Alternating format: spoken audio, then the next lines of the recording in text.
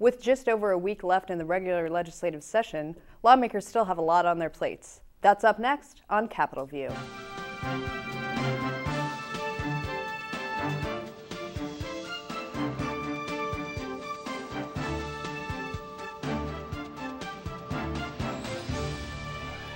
Good evening and welcome to Capitol View, the show where we talk about Illinois politics and government. I'm your host, Jamey Dunn from Illinois Issues Magazine, and with me today is Jim Leach, News Program and Director for WMAY in Springfield. Jim, thanks for being here. Thank you, Jamey. Andrew Thomason, Statehouse reporter for Illinois Statehouse News. Andrew, thanks for coming. Always a pleasure. And Dave Dahl, Statehouse reporter for Illinois Radio Network. Dave, thanks for being here. And thank you. Probably the biggest thing that's come out this week is Senate Democrats have proposed their legislative maps, their redistricting maps. These will be the districts that lawmakers would potentially have to run in when they run, when everyone runs next year. What's everyone's initial reaction when these maps came out? It's nice to make the rules. It's nice to have the magic marker when you are standing at the easel, and this time it's the Democrats, and with a straight face, Senate President John Cullerton said, all we're doing is following the law, yet there are probably about 3 pairs of Senate Republicans who'd have to run against each other. Some districts which currently, at least as proposed, have no incumbent. And there is no situation where an incumbent Senate Democrat would have to run against another one. And this is, correct me if I'm wrong, this is the first time, right, since the new Constitution that one party has controlled, or is it the second? It's been a long time. It's the first time since the 1971 Constitution that one party has controlled the House, the Senate, and the governor's office. Well, Jim is really the only one old enough to truly remember this. The one that has come out this week has, in a special thank you to the Senate Republicans, put the Minority Leader Christine Rodonio in the same district with another senator, Ron Sandak. So even if you're the Minority Leader, you still get the sticky end of the lollipop. And Republicans are, in fact, with just as much a straight face as President Cullerton, expressing that they are shocked, mind you, that Democrats are doing this to control their own majorities and protect and enhance their numbers in the legislature, as though that's not what would be done if the shoe were on the other foot. No, actually, Dale Ryder from Mattoon said, Mattoon-Charleston area said, it's how it is regardless of the party, regardless of who's in charge. And actually, Baumke said, this is a good map for me, I get more Republicans. And his district would go to the west. I think he was one of the few, if not the only, Republican that was actually happy with the way their district came out. And Senate leader, GOP leader Christine Rodonio, she got put in a district with another Republican, but I think it's fair to point out that he's a first-time freshman, so it's more of it seemed more of an insult to her than an actual viable threat from someone. Which brings up the premise, and this has been floated by a number of Republicans, that this is not the, quote, real map, that this is the map, the nuclear scenario to get them all to comply on other issues, that if you don't go along with us on maybe it's the budget, maybe it's workers' comp, maybe it's pension reform, that then we'll push this map forward, that they're secretly holding another better map in reserve that isn't quite so punishing to some of the incumbent Republicans. You really think so? It wouldn't surprise me if that were the case. Well, we'll see. They do have a couple committee hearings scheduled. President Cullerton said he's open to change on this map. He said if you don't like it, file an amendment. So there's a possibility we'll see a different map emerging after this weekend, or at least some tweaks to the current map.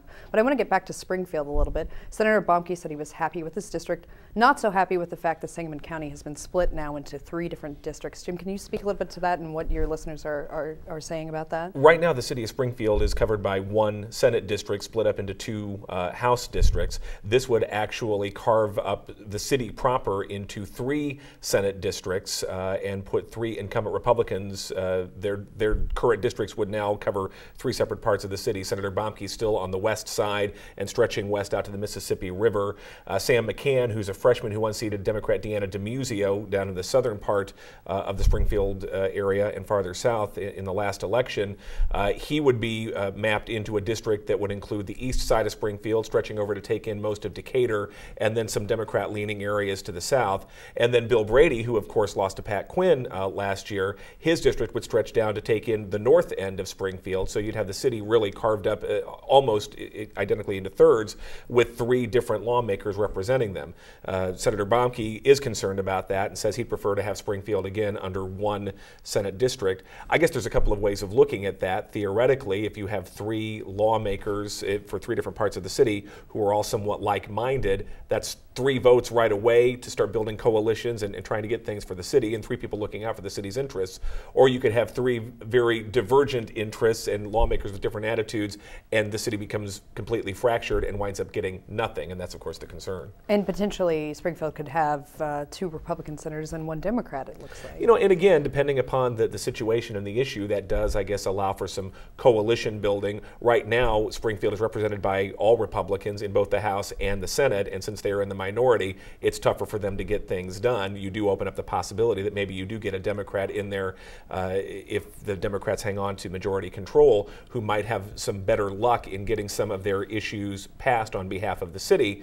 Or you may have a situation where, for example, in the district that stretches from the east side of Springfield over to Decatur, you elect a Decatur representative and senator who maybe just don't care all that much about Springfield. It's not that much on their radar screen. Now, there are folks in Springfield who are pushing for that, to get the east side of Springfield, which has a larger minority population, combine that with Decatur. They think that might be a district that's more conducive to their interests and give them more of a voice than what they currently have.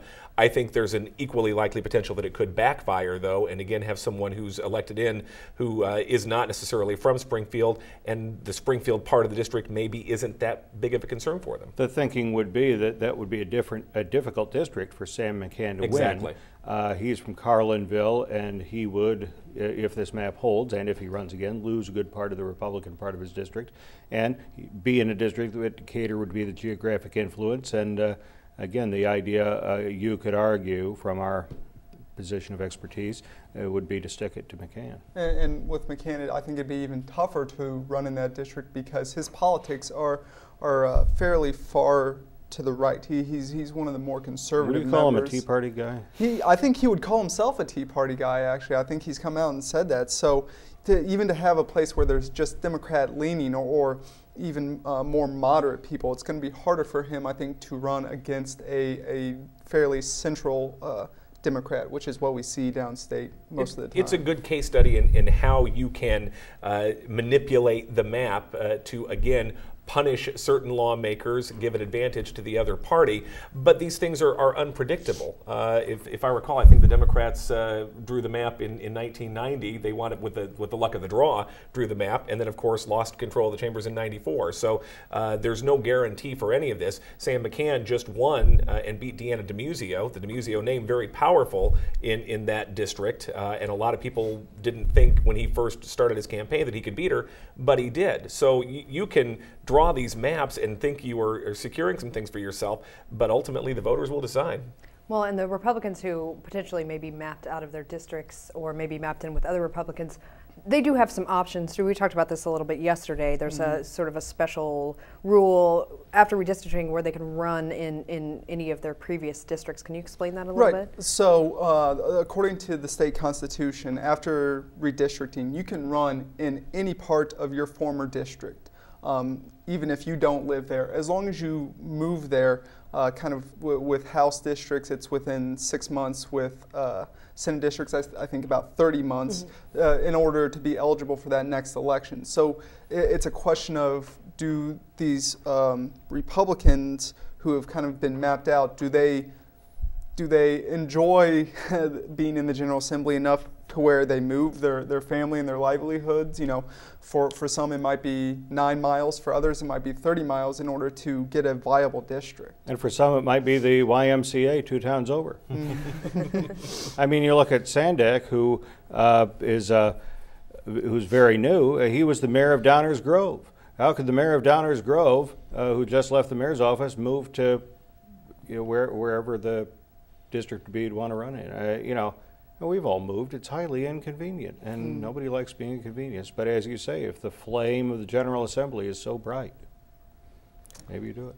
Well, and I talked with Senator Luchtefeld Dave Luchtefeld, who's kind of in the southern part of the state, and he got drawn in with Senator Kyle McCarter. And he mentioned that. He brought that up. He said he's looking at his options, and moving might be one of those. And McCarter's currently in one of the most hilarious Senate districts right now, going from the Metro East to Decatur. Mm-hmm. Well, I'd like to move on to Chicago a little bit. We've talked about downstate. The big issue with Chicago for Democrats was the major loss in population in the city. So we're seeing a lot of districts drawn out into the suburbs. How is this going to affect Democrats as far as trying to hang on to their populations of interest in the city? Drew, would you like to take that one? Yeah, well, I think those districts you were mentioning, I heard someone describe it as an octopus, where you see these tentacles kind of reaching out, and you're seeing more.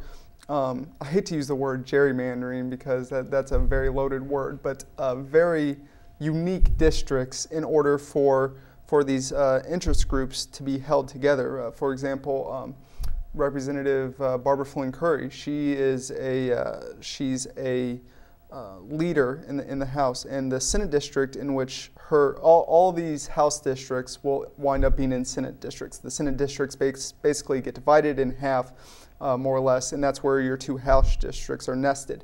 And if you just look at like the Senate district she'd be in and some of the other ones, you just see very long, elongated, narrow districts in order to keep that power there. Mm-hmm. And another thing is these Chicago districts, they're being elongated because the population is really booming in the suburbs. So the suburbs are gaining these populations. They're gaining what should be political power. So you're seeing kind of incumbents in the Chicago area where the power has really been vested in the state, trying to hold on to that power for as long as possible. So they're kind of looping out into the suburbs, yeah, taking that Chicago population and then pulling in. Right, and part of that also has to do with keeping minority groups together, especially the Latinos, because if you look at that, they're the fastest growing minority group in the state. I think they grew by like 33% according to this last election, and a lot of that growth wasn't in the city where it's typically been. It's been in the suburbs. So that's why you're seeing some of these again, elongated districts. And what you get then is the potential for legal challenges in a variety of ways to suggest that indeed these districts are gerrymandered, they're being drawn in absurd ways to try to get political advantage, but at the same time you have to factor in, is it being done to address the voting rights of underrepresented groups, whether it's Hispanics or whether it's the African American population. You have some ability to do some unusual looking things in drawing the district because you have to make sure that you are accommodating for those minority populations. But these are all things that can very easily wind up getting figured out and hashed out in court and taking it out of some of the realm of the political process and putting it in the hands of judges instead. And Hispanic organizations have been really vocal this time around on the map drawing. We don't really know yet if they're happy with what they're seeing. There's a lot of mixed emotions, it seems, and people are still just studying the map, but there could potentially be a lawsuit from one of these Hispanic organizations if they feel like their community isn't being represented properly. Well, I think there's definitely a potential for a lawsuit from them. I think another minority group in the state that we haven't heard a lot from on this map are the Asians in Chicago, who were very vocal in Chinatown got split up in the last census, and they're saying, we don't have enough population to form a district where we could elect a representative or a senator, but we do have enough population to where we could be influential in those elections. We want to keep that group together. I haven't really looked at that to see how that got cut up or not cut up, but that's another place where you might see a lawsuit. Well, moving on to some Chicago politics. Chicago officially has a new mayor. Mayor Rahm Emanuel was sworn in. I think we've talked quite a bit about what this means for Chicago, but what role will Rahm play downstate as far as dealing with the General Assembly and finding his place of power as the new mayor of Chicago?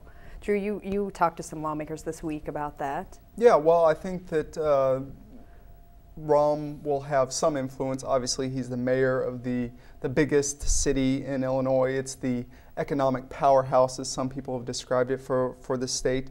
So his decisions and his wants will play out in the General Assembly, and some of those things will have far-reaching effects throughout the state. I think one area this has already happened before he was even mayor is the education reform that has passed out of the Senate, and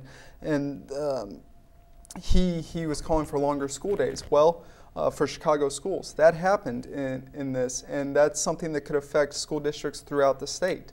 So I think that that's one way you'll see kind of his fingerprints on statewide policy. Where else it might play out, difficult to say. Drew, the folks you talked to think that Mayor Emanuel is going to be down here more than Mayor Daley was in recent years? Some people said that. I heard a few Chicago suburban lawmakers say that they think he'll be more involved. It's more his style. He's more in your face. He's more out and about.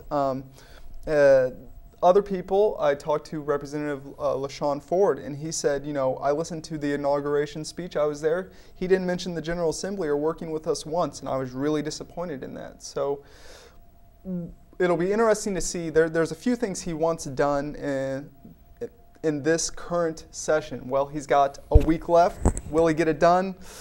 Hard to tell. One of the things he's been, well, there's talk that he's been interested in is possibly having a casino for the city of Chicago. Dave, you've seen a lot of gaming bills come and go. Is it a little late to get this off the ground? It's never too late for anything. I did talk to Representative Lang this week, and he said that he would be introducing something. It would include Chicago, and it would also include Danville. And none of these gaming expansion bills have gained enough traction to get to the governor, and I am not entirely sure why it's different this time, other than there's a different mayor and the fiscal situation is still dire.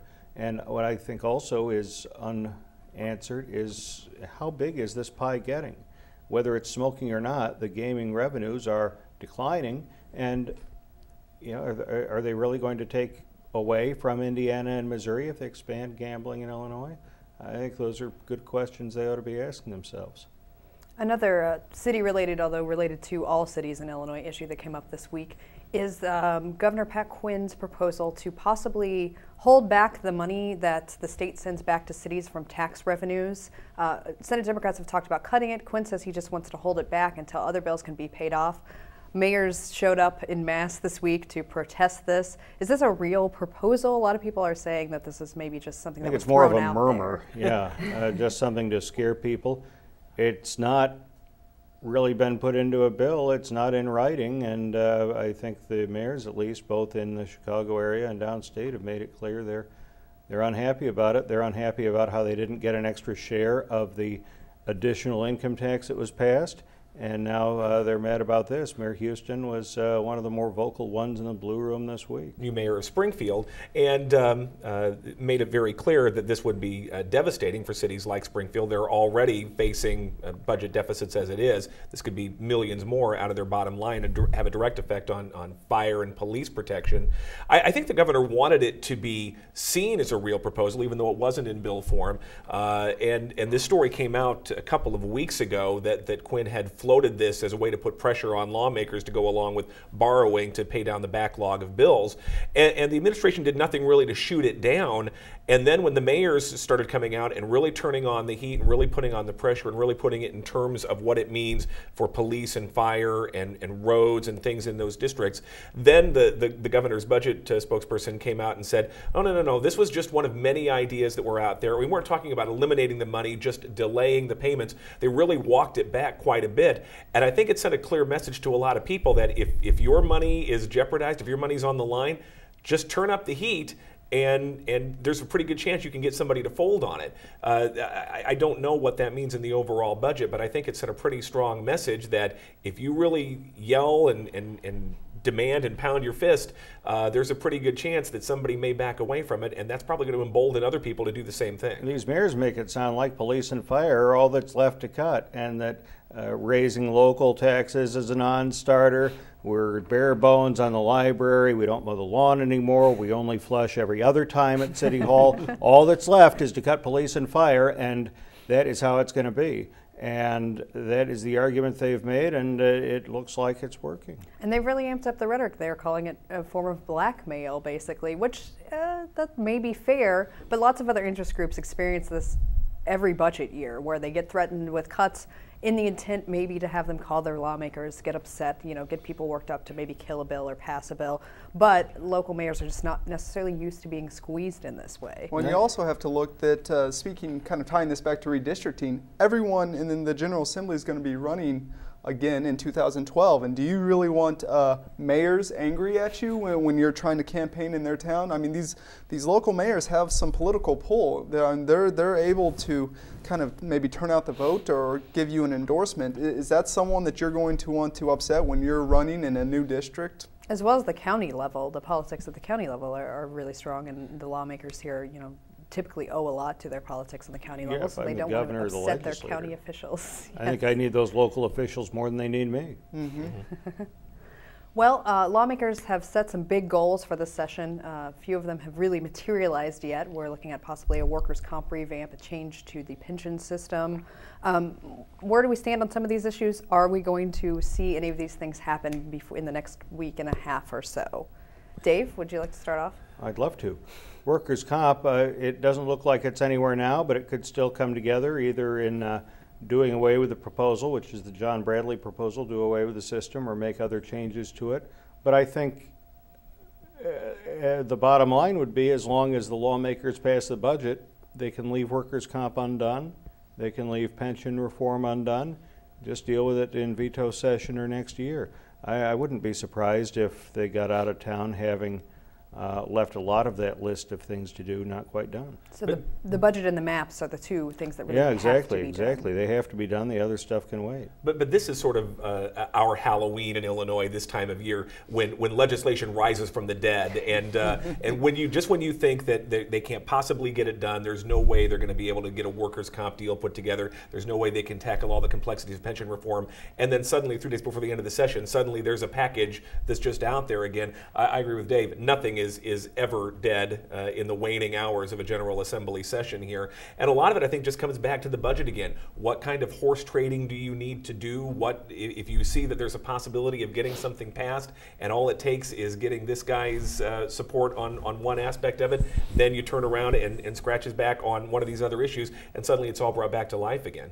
And I hate to keep on tying this stuff back to redistricting, but that's another area where you're going to see, and that kind of brings back that this might not be the map, this might be the nuclear option, to kind of scare some Republican votes on some tough issues, so that way when you're campaigning again, Democrats can say, it wasn't just us that voted for this.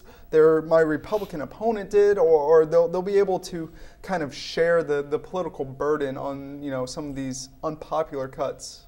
Well, to play a little devil's advocate, back to Dave's idea that they may not have to pass any of this stuff before they leave, looking at the two big issues, pension reform and workers' comp, here, in the bubble of Springfield, these are huge issues, but looking at the average voter on the street, they're really complicated. They're maybe far away from their lives unless they have a public employee pension, which, if so, that move may not make them happy. I mean, will the voters really care if workers' comp and public employee pensions are addressed this time around? I think when you drill down, if you will, to the things that would make the legislature work effectively and make the state's fiscal picture work effectively, then you do care about those elements. But I think, especially if, for example, you don't have a state employee in your family, or if you're involved with your kids, or if you're not in Springfield, if you're in some other city, it's easy to, as you said, just not really get too wrapped up in it. Illinois politicians have never done poorly for themselves kicking the can down the road. They make a habit of it,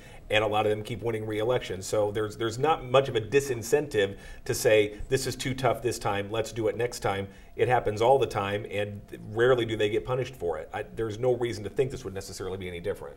One of the bills that's been under debate this session would possibly affect people at home quite a bit. It would involve them maybe seeing their power bills go up in the future. Dave, you've been following this a little bit. Where do we stand on this ComEd bill that might allow them to have the power to increase rates to work on the grid and make some improvements? I've only been following it a little, but I think there's a big push against House Bill 14 rather, And I think that's another one that could be left at the starter's gate. And we saw the Attorney General, Lisa Madigan, come out against this, who sometimes all but signs the death certificate of plans or legislation. She has some really political sway. She's the daughter of House Speaker Mike Madigan. We don't know, you know, people like to think that those are kind of separate entities, but I don't know how much they are. She's a powerful politician in her own right. Yeah, in her own right. She's definitely led some, she's at a national forefront on like the foreclosure issue. She's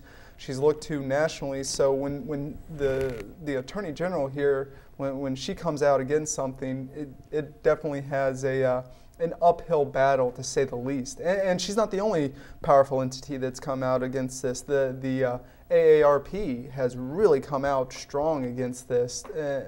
What their argument is that this introduces automatic rate hikes for people, and that's, no one ever likes their utility bill going up, let alone automatically.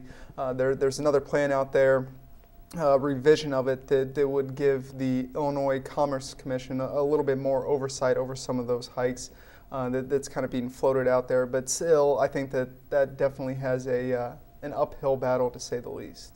Well, and Governor Pat Quinn has been kind of on the sidelines during a lot of this stuff. Dave, do you think we'll see him kind of do a last-minute swoop into Springfield here in the closing days of session and get a little bit more involved? Wouldn't be surprised at all. It happened, now it's all running together, either in January or last May. Someone did a count to show the governor hasn't been here a lot. He'll be here when it counts, won't he? I guess we shall see. And will it matter that much to the process, though? Do Mike Madigan and John Cullerton much care at this point if the governor comes in and tries to be more hands-on? I don't think the governor has commanded a lot of, shall we say, professional respect in the legislative leadership, but they still need him. He'll be around. He'll be here. They need his signature on these things. That's true, and we're going to have to leave it at that for this week. We've got a lot going on in the coming weeks, so make sure you tune in next week to Capitol View. My name is Jamey Dunn. I'm your host from Illinois Issues Magazine. I'd like to thank my guests today, Jim Leach, Drew Thomason, and Dave Dahl. And make sure you check us out on Facebook. It's Capitol View Politics at Facebook. Thank you for tuning in.